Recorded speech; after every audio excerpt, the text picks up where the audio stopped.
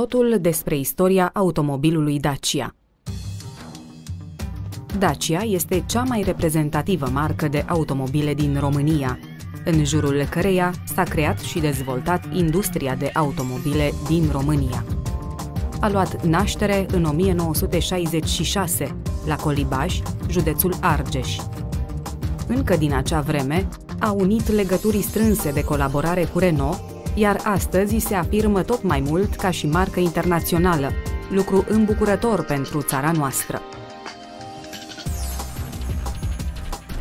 Construcția uzinei de autoturisme Mioveni a început în anul 1966.